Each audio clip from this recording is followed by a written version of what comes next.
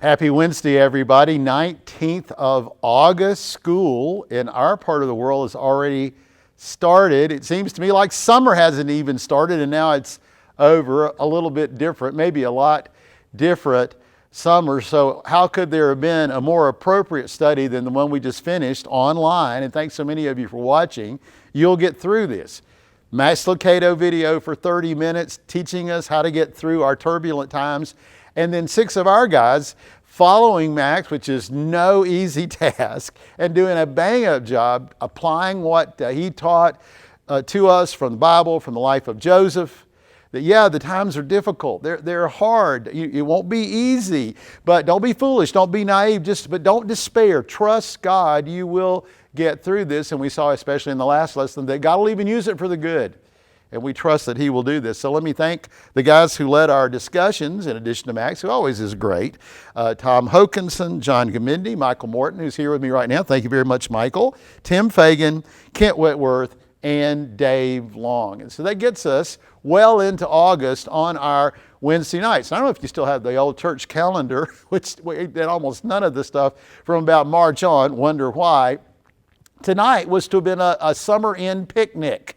That was on the schedule. And then next week we weren't meeting, and then we were going to start something new on Wednesday nights for kids, for teens, and for adults. And we're still planning to start 2 weeks from tonight our study of the Gospel of John. We studied the Gospel of Mark all year last year on Wednesday nights, except for our winter break for men's and women's Bible group studies.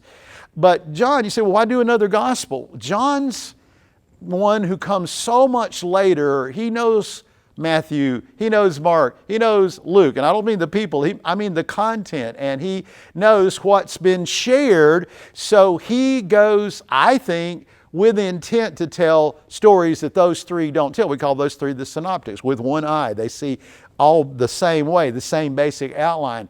Do you know how much of John's gospel is unique to John? 92%. So lots of stories that we don't have in all the other Gospels, and it's a magnificent study, and I look forward to beginning that 2 weeks from tonight, Lord willing, online with you right here. Yeah, Wednesday night's going to be online for a while. And then we got to actually do some activities last week here on our campus. Last Saturday we had a men's breakfast, and it was great. We had about 15 guys come and some great study from the 23rd Psalm. Earlier in the week, we had 2 days of kind of a mini Bible camp. Our younger children came on Tuesday. Our older children came on Wednesday. And a lot of kids were there. A lot of adults were there. A lot of Bible studies, some service projects. The older kids really helped do some important things leading to our school store. So we got to do that. And speaking of school store, we had that this Saturday. We had it here. We gave away about 125 bags of school supplies. The people that drove through, and a lot of people came and helped us do that. On the Thursday night before that, our women's ministry got together. The room kind of looked like that picture right there on the left. That's the school supplies were all spread out. They're the ones who helped, along with the children, on Tuesday, put them in the bags. So it was just good to be together. It was good to be, doing something to serve others. And it was such a great time last week. And it just gets us excited about all the good things ahead, which of course does lead to the question that everybody asks, what about worshiping inside? Although it looks like to me like this fellow, whoever he is, he does have a Bible in his left hand, but it looks like he's trying to keep people out. Well, that has never been our goal. Our goal is not to stay out. We want to get back inside. There's some things obviously that we can do so much better once we get inside. So let me tell you what the elders are thinking. Now, let me say to begin with, no decisions have been made. So I hope you hear this. So if anybody says, I hear no.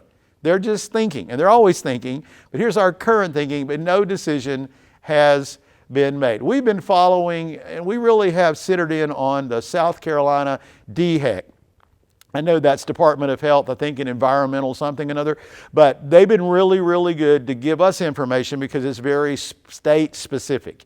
Very specific to the state of South Carolina, and very county specific, which really helps us because what's going on, say, in Myrtle Beach or Charleston is not necessarily what's going on in Spartanburg or Gaffney or even just across the line into North Carolina where our membership comes from. Well, this is the last 2 weeks of percentage positive COVID-19 tests in our area. And you can see there's clearly a downward trend. A couple of weeks ago, almost 1 in 4 tests were positive. And that's considered very high, the things you've learned through this, right? As of this week, that's come down pretty dramatically in the last 2 weeks, down to 15%. And so that's a very, very good trend. Now, the reason we stopped meeting was safety. There are a lot of other factors that people say about where the churches meet or where they meet or what they do when they meet. But the reason we stopped meeting is we were told and we were convinced, and the arguments were solid, that we needed, for safety's sake, for health's sake, for the protection, especially of our weakest members physically, to not meet together. And God provided the technology for us to do that. I want you to know that the only reason we're ever going to come back inside is we feel it's now safe enough. There are no other reasons that matter. There are other reasons we care about, but the only reasons that matter is if we stop meeting for safety, the only reason we will begin again is that we are convinced as an eldership, and I usually get to be at those meetings, that collectively it is now safe enough under certain circumstances to come back inside. Now, look at that number, 15%. That's a really good number compared to where it was. But when we stopped meeting, it was at 5%. And then it just exploded all the summer. So if it continues in that trend, that's a really good sign.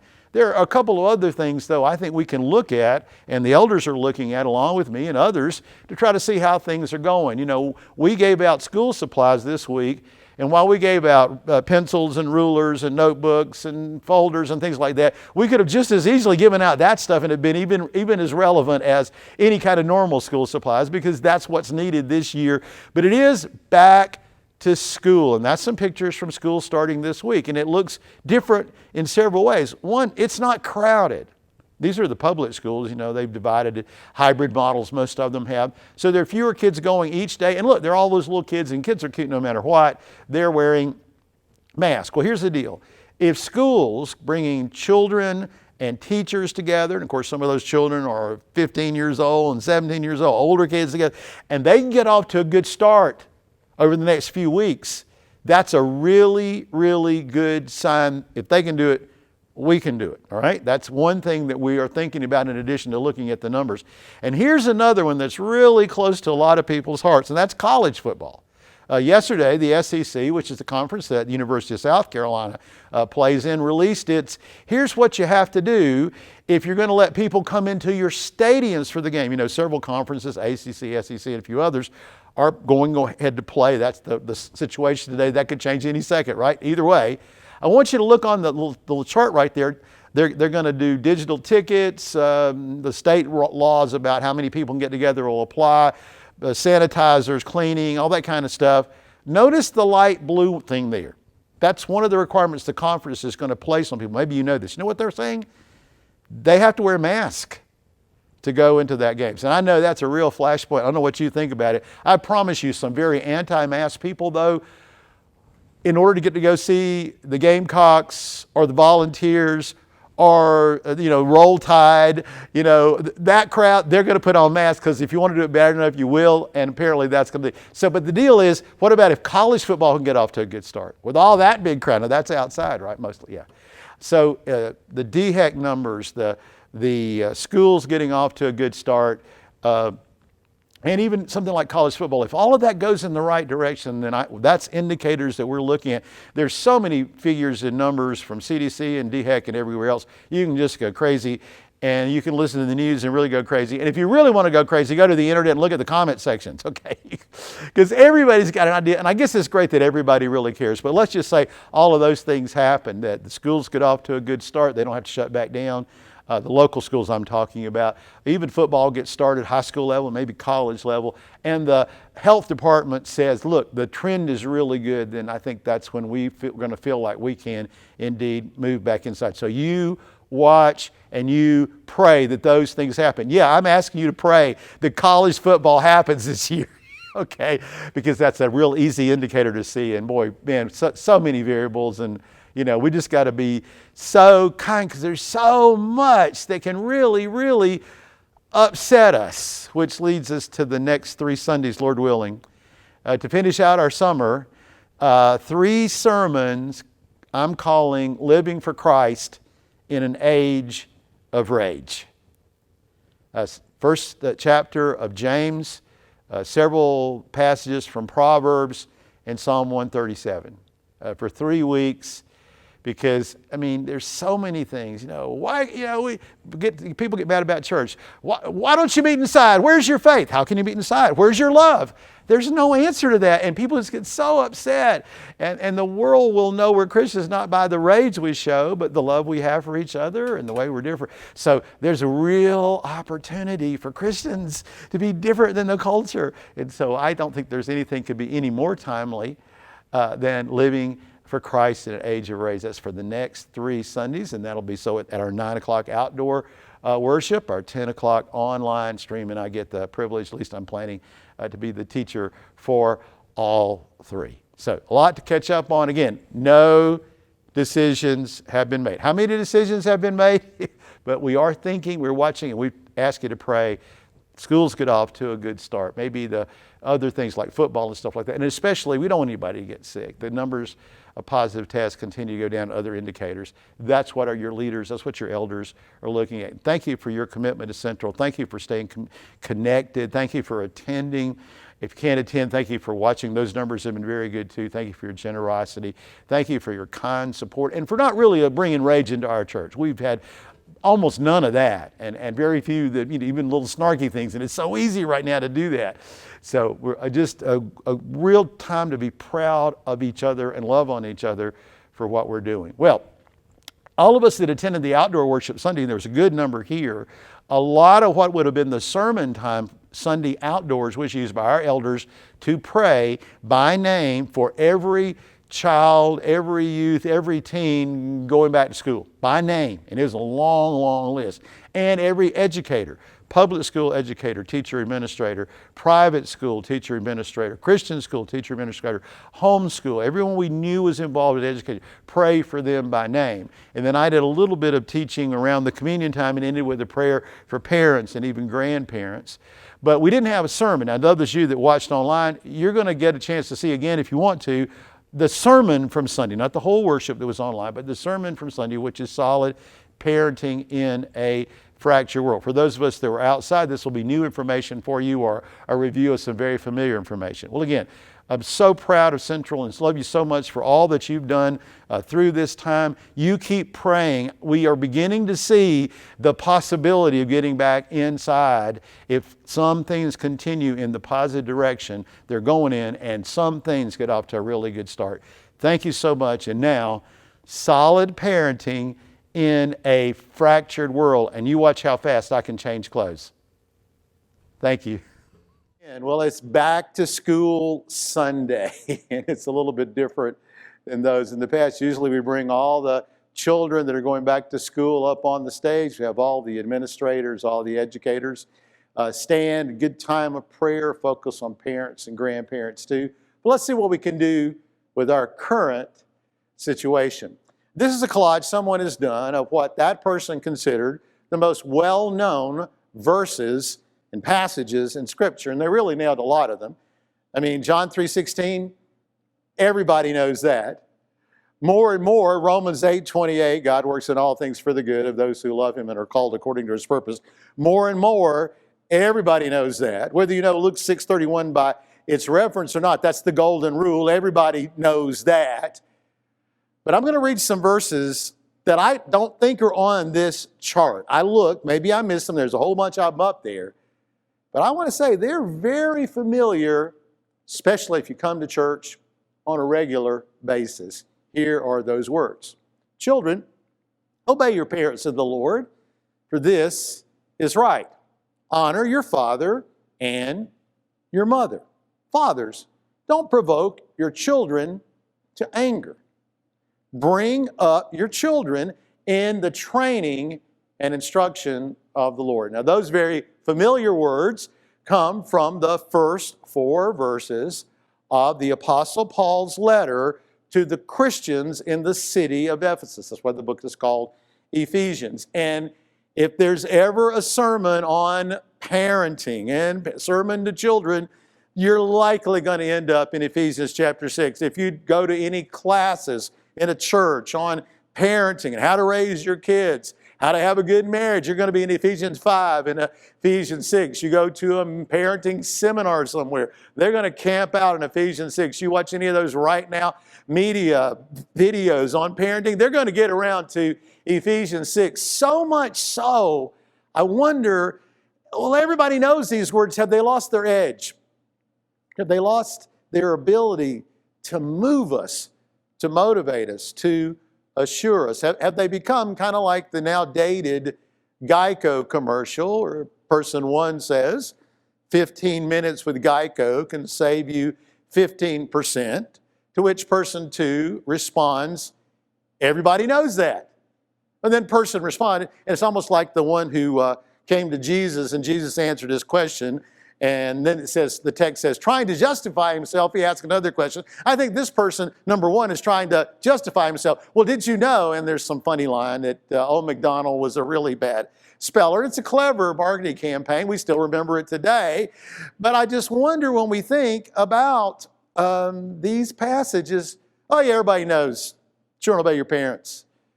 Bring up your children in the encouragement and in the training of the Lord. But is that how it's to be received? If we could go back in time to that original city in the time of the starting of the church in Ephesus, the ones that would receive this letter, you would find a city that's basically a sister city to Jerusalem in terms of what it was like. Jerusalem was a temple city. It had a temple economy. If people came to Jerusalem, almost for sure, they would at least go to the temple. More than likely, they were coming to Jerusalem in order to go to the temple, because that was the temple of Jehovah God. Well, here we are in the pagan world of Ephesus, and they've got the temple. Their city has got a temple economy. If you came there, you could hardly make it into town without having to buy a souvenir of the god, the pagan god they worshiped, whose name, depending on the language of Greek or Roman, was Diana or Artemis. So this is a pagan city, about as non-Christian as you can be. But when the word of this new religion, Christianity, started coming nearer and nearer to Ephesus, not only did they say, well, I'm not so sure about that, they out and out had a riot. And the Bible says for 2 hours, a large mob of people stood before the temple in the square chanting, "Great is Diana of the Ephesians. Great is Diana of the Ephesians." And you're already tired of me saying that, aren't you? They did it for 2 hours. So not only was the city of Ephesus non-Christian and pagan, it was very quickly anti-Christian. And that's where Paul goes to start a church. Now, this is all that remains, which is amazing considering it's over 2,000 years old, of that great temple of Diana or Artemis of the Ephesians. But what about the message that was shared with those people, the things that we say, well, everybody knows that. Did they know that? I mean, these people who became Christians in Ephesus were first generation Christians, because Christianity at this point is 30 years old maybe. Jesus, as was said, first most important thing, Jesus died, as the scriptures told us he would. He was buried. On the third day he rose, as the scriptures told us he would. He appeared to numerous witnesses. This actually happened. It's the single most important thing. Well, that was about 30 years before this. Then the Holy Spirit came and the church began, and Christianity exploded, and now it's getting up to this big city of Ephesus. It's still relatively new, and just think what that means they didn't have. Well, we take for granted all these parental resources, focus on the family, family matters, growing kids God's ways, classes at church, classes online, not the resources that we just say, yeah, you can get parenting resource, anybody can do that. They had none of that. And not only that, obviously, since it's a first generation Christian home, they didn't have Christian parents or Christian grandparents like many of us. Do we realize how important that is? We can just take that for granted. Well, they had none of that. They didn't have grandparents or parents who followed Jesus. So what does a Christian parent look like in raising the children? Christian grandparent look like in influencing the grandkids. They didn't have that example to look like. And yet this is where he sent those words, children obey the parents, what Paul did. Without resources, without example, they just had this truth. So how do you, as a new Christian, go about doing something you've already been doing, probably being a parent? How do the two relate together? How can they know what that looks like? Well, a thing to think about from then to now is that's so long ago. What does that have to do with now? What about this sentence? I think it's true. If a church thrived in the inhospitable soil of Ephesus, like the Ephesian church did, read about them in the book of Revelation, okay? They're still strong later. Then what could God do through the church in my city? That's pretty good. And yet, I think it's fair to say what I basically have heard all my life, that this country and this culture is going from bad to worse in terms of being God-honoring, God-focused, and Bible-based. I mean, I've heard all my life somebody say, well, the way things are going now and the way things are now, and I think it's true. And when I was younger, although people were already saying, well, it's not what it used to be, it wasn't what it used to be. We didn't see things generally. It wasn't generally accepted that Christian values, Bible values, was where we got our way of doing life, including marriage, including family. And so here we are now, my life, many decades later, it hasn't gotten better. Our culture isn't certainly a Christian culture through and through. It's certainly becoming more non-Christian, and segments of it are becoming pretty vocally anti-Christian, not unlike the church in Ephesus had to deal with. And so what's going to happen? If our culture keeps going from bad to worse, from less Christian to almost no Christian, and if the American Christian model fades away, well, where will the church be then? We might ask. Well, hold on that last thought. Jesus did most of his ministry in two general areas. In Galilee, around the Sea of Galilee, he trained his disciples there, did lots of miracles and things, lots of teaching. And then and in Jerusalem, and pretty much that's it. Those two places and back and forth. But one time, Jesus, about 2/3 of the way through his training of his disciples during his public ministry, took the 12 on a field trip about 25 miles north into the heart of the pagan world for them. A city called Caesarea Philippi. Caesarea named after Caesar, Philippi named after Philip. Philip was a Caesar. They built a city in honor of him to get his favor, and it was a very non-Christian, non-Jewish area. It was a pagan, and here's an artist's representation of what temples would have looked like when Jesus got his men all the way up to Caesarea Philippi, and it was a pagan worship. One of those three temples is called the Temple of the Dancing Goats. There were priests that had goats in the temple. This is true. And they would give the goats some kind of feed or some kind of grain that had some hallucinogenic in it. And the goats would stagger around, but they would call it the goats dancing. And for a certain fee, you paid to the priest. The priest would give the goats the hallucinogenics. The goats would stumble around. The priest would look at what the goats were doing and look at you and then tell your future. You buying that? That's what they did. And that's really as un-Christian as you can get. It's clearly like the Old Testament, right? And now can you see, look at that graphic. This is a really good representation. There is that big rock wall there. And see that kind of dark circle kind of middle left? Well, let me show you what remains today of that rock and the remains of these temples. It looks like that today. And you can see the foundation. You can kind of imagine the big rock is there. You can see where the Temple of the Dancing Goats was. The Grotto of Pan is one of the names for that big hole, which is it's an access to an underground aquifer lake or something like that. But it also had another name. People call that the gates of Hades, the entrance into hell. And Jesus took his 12 apostles on a field trip to that city, and it's there. Jesus turned to them and said, okay, guys, who's everybody saying I am? And there was all kinds of answers. But this is why he took them there.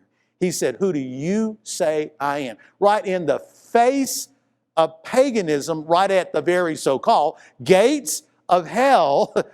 Who am I? And Peter got revelation from God. You're the Christ, you're the Son of the living God. You're blessed, Peter, because God told you that I am the Messiah, I am the Son of God. And standing in front of that giant rock where they built those pagan temples, and right at what the people call the very gates of hell, Jesus says, upon the rock of my Messiahship, of my sonship of God, my lordship, I will build my church. And those gates right there you're looking at, those gates of Hades, wherever they are, they're not going to stop my church. And by the way, gates don't attack.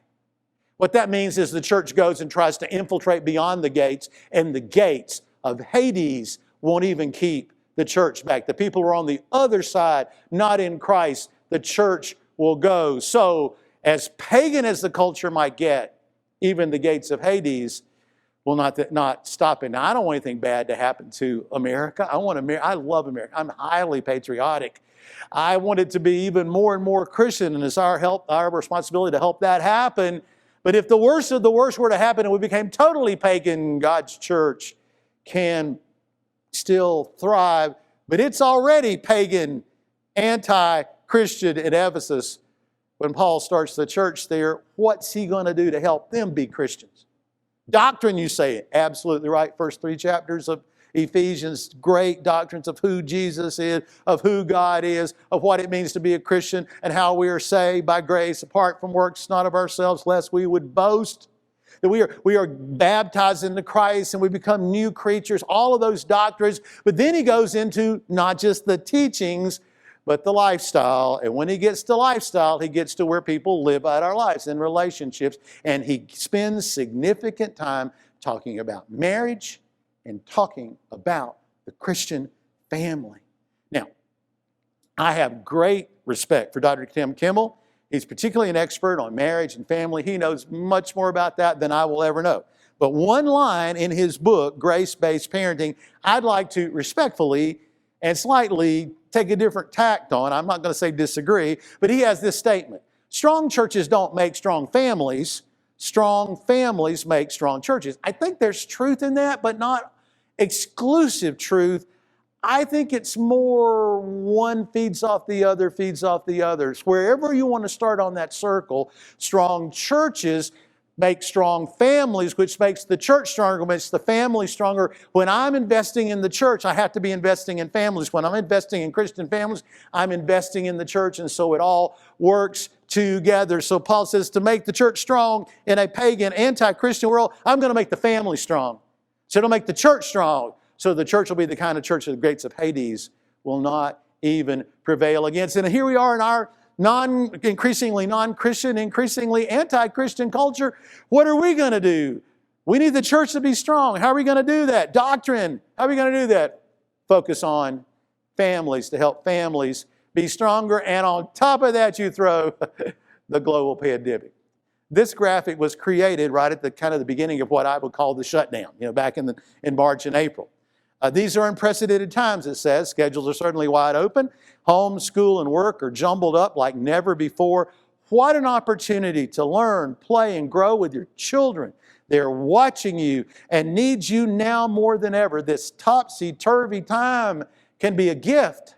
Make the most of it by connecting with your kids in new, meaningful ways. Again, written at the beginning of this, I know I didn't, and I would be very shocked if this guy did, or girl, whoever made this really nice graphic, thought it would go this long. I thought by now we kind of got some kind of handle, pretty much life back to normal. But here we are back to school. And the back to school posters looked different this year. They look like this. That's one from Winston-Salem, North Carolina. The big thing is not education, it's not books, it's not technology, it's safety, and rightly so. And there are so many choices which aren't just for the small minority of people. There's in-person learning, there's virtual learning, there's a lot we hear about, like a hybrid of the two, and I don't know what your kids are going to do or what our kids are going to do, but all of those things that we would never really think about, and that just makes it even more topsy and even more turvy. And the back-to-school pictures are always cute, and this just proves however you dress a kid, the kid is cute. But is this what the back-to-school pictures are going to look like? Because is this the new normal? And whatever you feel about masks, that's a cute picture, okay?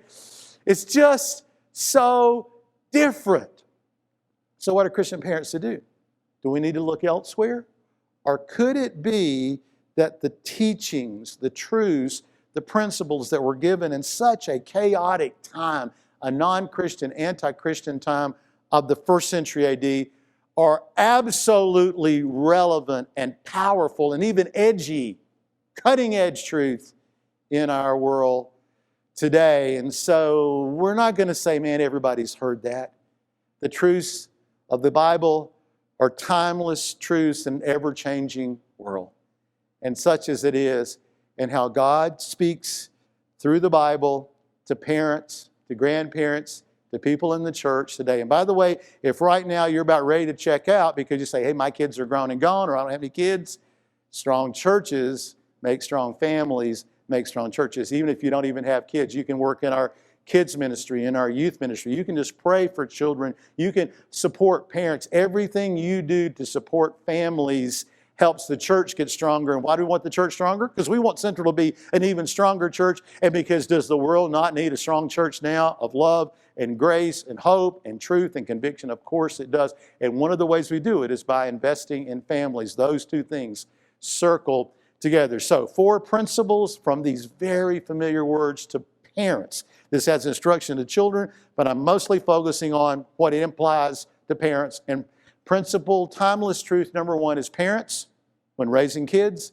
expect obedience. Verse 1, children, obey your parents in the Lord, for this is right. And the word in the Lord lets us know that God has expectations for children, and He expects parents to bring those expectations into reality. So from the very first times that we can communicate with our children in simple, loving truths, we need to tell our children, children, you are responsible, not just to mom, not just to dad, but to God for your behavior. Children, obey parents in the Lord. This is right. And the behavior you're responsible to God to do is obey your mom, obey your dad. And why should you? Because they're Christian parents. And they're going to train you in the Lord. They're going to train you to do what God wants you to do. And some of you, you say, give me something that's hard to do.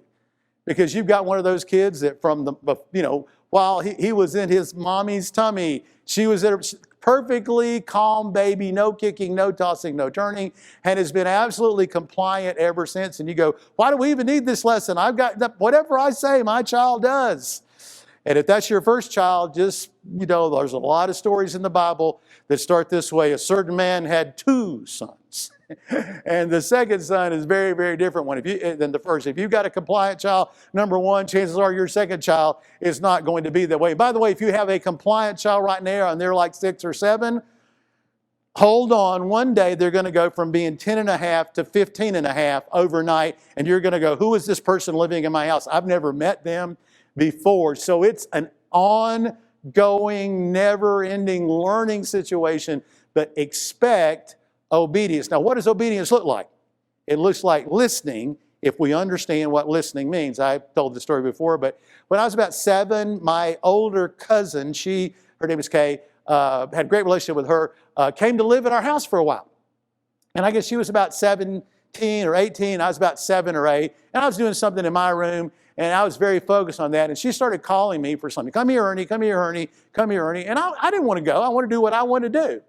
And eventually she just would not stop. So just to get her to stop or whatever it was, I got up and finally went to where she was. And she said, well, what's the matter? Why didn't you come when I call you? And I said to her, because I didn't hear you the first 5 times that you called me. That's what I said.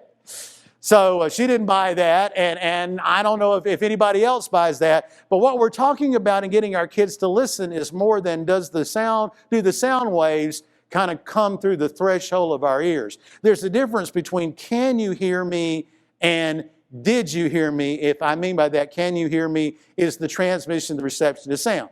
Yeah, I heard her, but I wasn't doing anything. What she wanted me to do was did you hear me respond, transmit, receive, and change behavior. Do this. Don't do that. Did you hear me? So that's what we're trying to do, is to get our children to hear us and then shape their behavior like we know God wants them to behave. Kyle Idleman's preacher at a church in Kentucky. He has a number of children. He said when his kids were younger, he did an experiment. They were watching a VeggieTales film or something, and they're all sitting on the couch or laying around on the floor. He stood at the back of the room, and he spoke in a voice that they could hear, but not in a command dad voice, no heat behind it, but he just starts saying in a tone, and the same tone, same emotion every time, these words, Mom needs you to fold some laundry. And he said it over and over, about 6 times, exactly the same way, exactly the same volume, not a flinch from any of his children. Not even a twitch, not even an acknowledgement that he was there.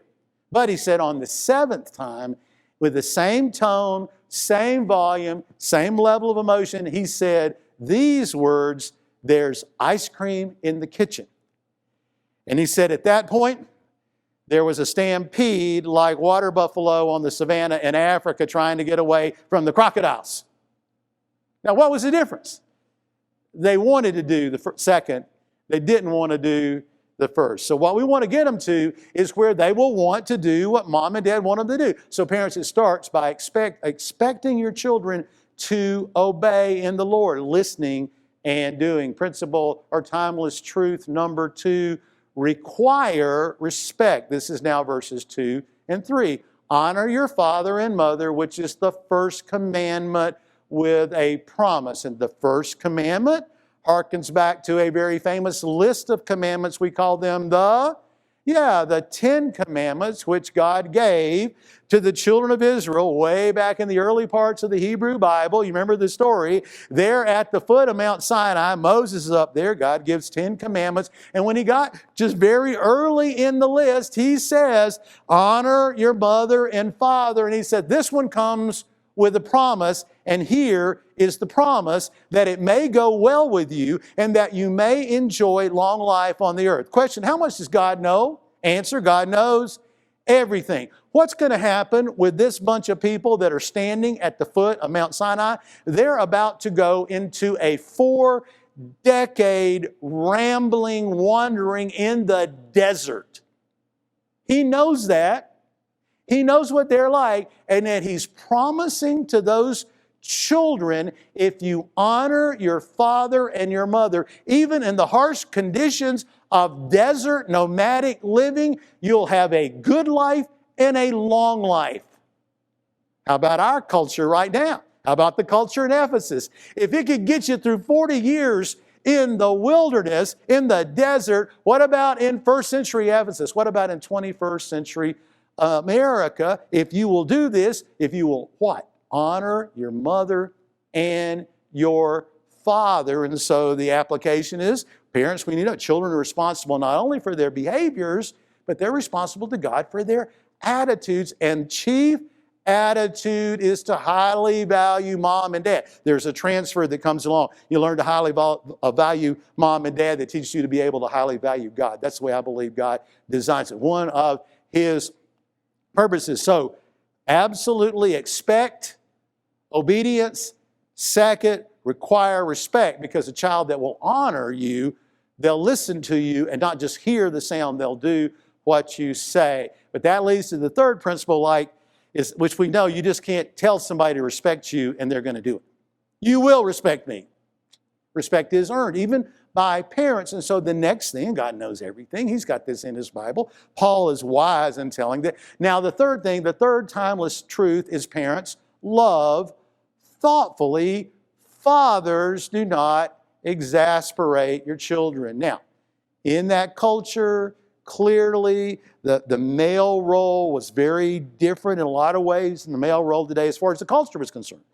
It really was all about the fathers. The wife was there to serve the father and take care of the household.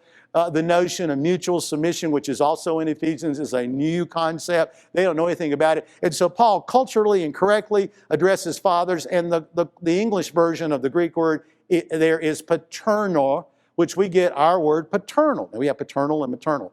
But as you can see, the concept is very big. It's big enough for both fathers and mothers. Question, in the previous verse, were the children only to honor their fathers? No.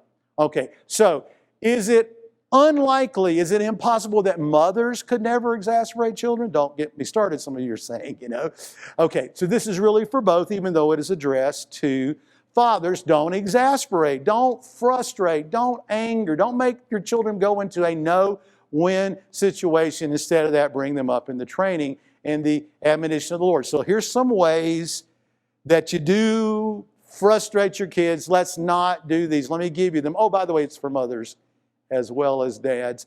constant criticism, inconsistency, and overprotective parenting, all right? It's always been a desire to protect your children, and now you throw a global pandemic on top of it. And all the unknowns, okay? We want to protect our children even more.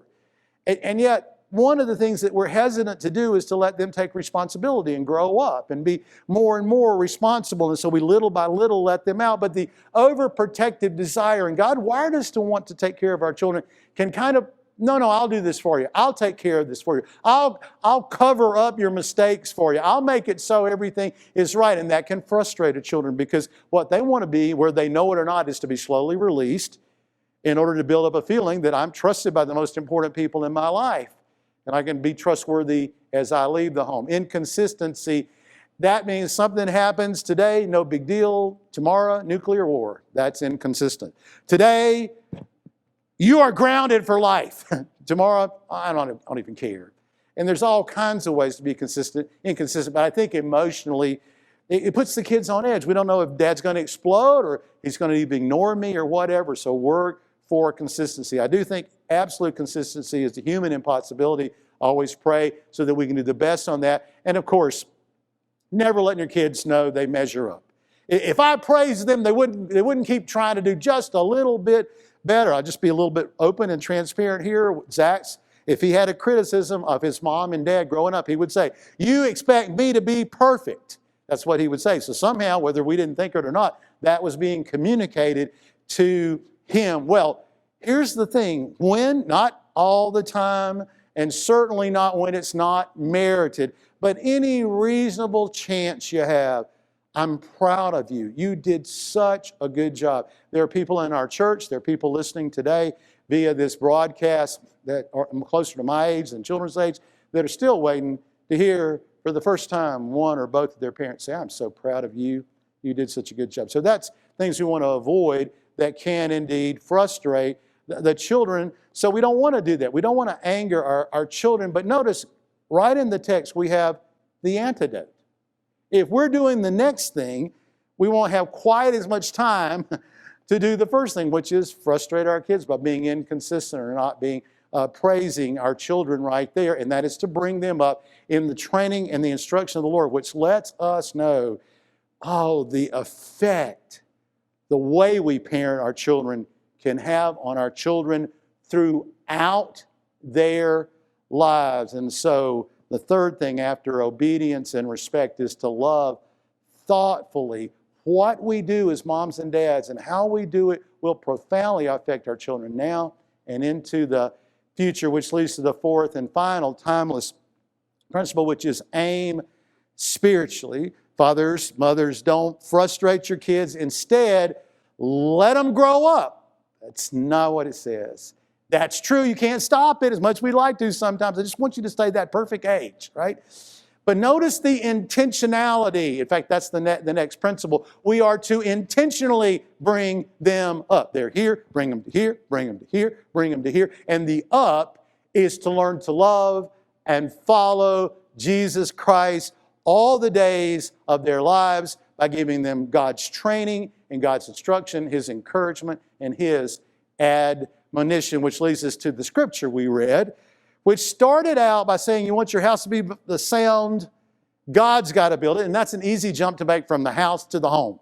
If you want your home to be solid, it's not like, God is your foundation. That's true too. Jesus is the rock. But God is the builder, And if you want the city to be watched over, God is doing it. Let Him be the one that guards you, which means we follow His ways for our life. Don't follow that way that seems right to us. That leads to destruction. Follow God's ways. But then in verse 3, it seems like it makes such an abrupt jump to talking about how great it is to have kids. Children are a heritage. They're a blessing. They're a reward. And then this imagery of children are like arrows in the hands of a warrior. Blessed is the man, we could also say mom too, whose quiver is full of them. But I've known a few people that are crazy about archery, but not too many. But my guess is this. The goal of being a world-class archer is not to see how many arrows you could get in your quiver and show people how many arrows you got.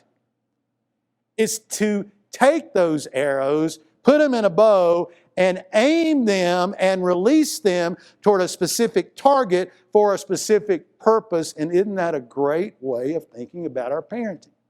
Because we don't want to let them go. But if you want to have to let them go, which you do, you want to aim them in the direction and of the purpose of God and Jesus and the Bible and the church for their lives. It's the only way to release their children so that they will feel like you're trusting them. You release them a little bit now, and eventually one day you're really going to release them. I remember I was working at the church, had to be a long time ago, it was long before cell phones, and I called home, calling on the landline, and Zach was young. He answered the phone, so it had to be after school or maybe in the summer. And he started talking to me, which is what we always did, but something else was going on. And I could just tell there was some excitement, some joy in his voice. And I said, okay, Zach, what is it? What's going on? He said, Dad, Mom left me at home by myself for the very first time. And he was just delighted. He was ecstatic. He was overjoyed. And I was that for him. I was delighted and I was ecstatic and I was overjoyed. I mean, he was 23 years old at the time. It was about time for him to move on, right? That's a joke. That's not true. He was at least 19, okay? Whatever. But that just little bit of trust. And then I remember the day we took him to college, and I want to tell you, gut punch. Gut punch. See him walking away, you know? That phase of life is over. How much better to have little by little let them out and know that you, to the best of your God-given ability, including their free will, yes, release them in the direction of what God wants them to do. So at this point in the lesson, we would say, okay, now here's what we do with you, church. If you've got kids, get your young children involved in our children's Bible education ministry. We call it Kids Central. Bring them to Sunday school. Bring them to church. Bring them to Wednesday night class. Get them involved in all the other things we do. Get them involved if they're old enough in Bible camp. Get them involved in the summer and children's course. Get them involved in VBS. We do all kinds of activities. You bring them to church and we will partner with you when you have your kids here with us to help you raise your children in the nurture and admonition of the Lord. That's what we'd say right now. Guess what? We got to leave almost all of that building stuff out, right? This is what we're doing right now. We're saying, parents, it's even more on you than ever before, okay? It's just like the education thing. If you're doing virtual learning, more that's on you than ever before if your kid used to do face-to-face learning, right? Every week we send out digital Bible class material to our kids in Kids Central, the 6th grade and younger, basically a portion of what they'd received if they were in Sunday school class all the time. We've got a Facebook page that's got so many resources. We've got every Wednesday night for 3rd through 6th grade a Zoom, that media face-to-face thing, Bible class. We did try it with younger children. Bit of a challenge, kind of like the dancing goat story I told you earlier, trying to get them all to watch. But 3rd through 6th grade has gone very well. If your child is in 3rd, 4th, 5th, or 6th grade, and you don't know how to do that, call up Amber Adams, the leader of the director of our children's ministry. She'll tell you how to do that. During the worship time, you're doing it at home. Did you get the email that had the worship order? There was also a kids' sermon notes page to get them engaged in what maybe they listen. They can learn stuff too. There's a kids' corner so they can interact with the worship service. We also have a Kids Central Facebook page. We send out reminders, but we acknowledge that now more than ever, parents, well, it's always been you first and us second, right? But I think even more so right now, you've got to, with intentionality, get the material. Just like you teach math and history and science, teach Jesus. It's the most important thing. And then we get to the youth group. And the youth group's really doing a little bit more interactive face-to-face than anybody else. Hope your life group's doing some of that if they can. Every Sunday night at J.D. and Megan's home, usually 5 to 7:30, the youth group is gathering together. That's because the horses have a nice backyard. They meet outside. Every Wednesday night, available for everybody in 8th grade and up, a Zoom Bible class that JD leads. And I know your kids, it's like they say they don't have homework. They might say they don't have anything for church. Listen, pretty much every time that's available. Check up on them, encourage them. I know you want them to make their own decision, but do that. Every week, if you follow the Kids Central Youth Group on Instagram and other social media devotionals. But again, a lot of it's still on you. And guys, this is kind of a time where your kids, you might get a little bit more time with them than you thought you might. So more than ever, parents, take advantage of what we can do. And we're all praying that we can gather back together and partner with building-centric activities in the very, very near future. And whether it's at home or at church or wherever, we've got these two sort of parameters: nurture and admonition of the Lord. And so let me try to delineate, because God knows us perfectly, and He wants us to deal with people, the whole person. And some of us are more nurture motivated, and some of us are more admonishment motivated. Let me show you what I mean. Nurture is encouragement. You're doing a good job. That was right. Admonishment, here's what happens if you don't go that way. The Bible does both, by the way. Nurture, more of a feeling, kind of a heart thing. Admonishment, more of a thinking. Have you thought about that? How would you feel if this happened? Both good and bad. So nurture is really more emotional, appealing to the emotional being. God made us emotional beings, but He also made us thinking beings. You don't have to park your kid's brain to teach them the Bible and the stories and the truths about God and Jesus and the most important things that there are. Nurture is big picture. God has a plan for the world, and He has a part for you in it. The most important thing for you in this life is to pursue Jesus and pursue your dreams through Jesus, whereas admonishment would be the details. What's it going to look like? Where are you going to go to school? What kind of person do you want to marry? And on it goes. Nurture is, I think, more about story. The Bible's not just a bunch of facts and a bunch of commands. There's so many wonderful stories, and people get caught up in story. You got to find that, but then you also got to give the facts. So let's just say where you had that story on the first day of the church, Acts chapter 2, the Holy Spirit comes. People were cut in their hearts, emotion. What did they say? What shall we do? Details. If just one or the other had been there, I don't think it would have happened. What if Peter just told them the details? They say, so what? What if they'd said, oh, we're cutting our hearts, but Peter didn't tell them what to do? It works together in you and me and your children as well.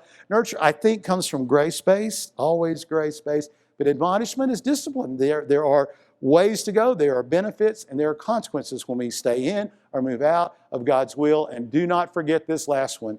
If you want your family to be a family that has family devotionals, you teach them that family devotionals are important, and you set the example by always having those devotionals and then letting your children see you doing the devotionals. If you think it's important to help those quote unquote less fortunate than you are always doing it, and then you teach the children why you do that. If you think it's important to share the saving truth of Jesus Christ with other people, you are doing it. Well, you need to teach your children why you're doing it. Example and teaching. See, the Bible comes at us from all different angles, but all of us kind of feel like this, whether we'll say it or not.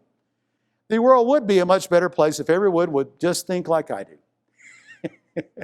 Oh, so much less conflict, right? You know how many people on planet Earth agree with you? None, not even you. You don't always agree with you. You've definitely changed over time. But what this is saying is really two things. You would think the same things, and you think the same way. I'm a detail guy. I don't even need to see it. I just want to hear it. So what's the temptation for me? To think everybody learns best by me telling them, right? But it might be they need to experience it, or they need to be caught up in a story rather than an exposition of the text. And every one of your children are individuals. They're snowflakes in terms of being unique. And you need to find that blend of nurture and admonition, training and encouragement. And that's, if you're frustrated by that, just think how God is about us, because He says none of our thoughts are like His thoughts, and none of His ways are our ways. So He gives us His Spirit, He gives us His Bible, and He puts us in the church, and He puts us in families to share His will for us. So that we can have the experience of John. John, at the very end of his life, the Apostle John said, you know what, my greatest joy is finding out my children are still walking for Jesus.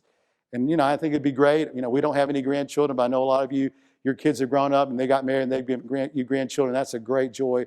But the only joy that lasts into eternity is know that your children are following Jesus. That's the single greatest joy. And what that means is that they're saying that they grew up aimed and released, nurtured and trained, so that they serve God willingly with all their heart, with all their might, their mind, and their strength. So that's the fourth principle, aim spiritually, because we aim this precious gift. This just lasts so very little, this precious time, in the direction that is truly right, and it's the only direction that's truly right, and it's the only direction that lasts forever, the way of Jesus Christ. So we're going to close with a prayer for everybody involved in back to school. And then at the very end, and I'll call your attention to this, there's a prayer that parents are to pray. So if you're a parent at all, whether your kids are grown and gone or just showed up a couple of months ago, we're going to pray this prayer together. So let me start by praying for back to school. Father, as we start back to school in whatever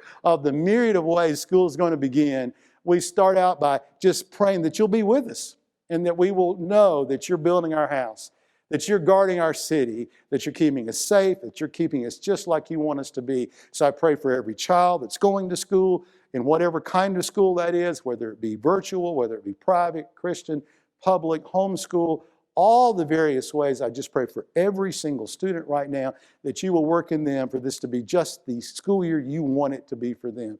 And for all the educators, the administrators, the teachers, those who work in the support staff, anything at all, whether it be homeschool or private or Christian or public, I just pray for everyone who's taken on that great responsibility of partnering with parents to help raise children educationally, and then for parents and for grandparents. We're so blessed to have multiple generations, families throughout our church, where all of them pull together for those children, those students. I pray that they would just be blessed with wisdom and insight and confidence that you are providing exactly through them what their children, what their grandchildren need. And now, parents, would you all join and pray together with me this parent's prayer? Here we go. Thank you for my children, Lord. I know they are a gift from you. Daily, I need your strength and wisdom to train them in the way they should go. Give me patience and a joyful heart. Let me be an example of your love and forgiveness. Thank you, Father, for the honor of being a parent. In the name of your Son, Jesus. Amen. Have the very best school year, and thank you for listening.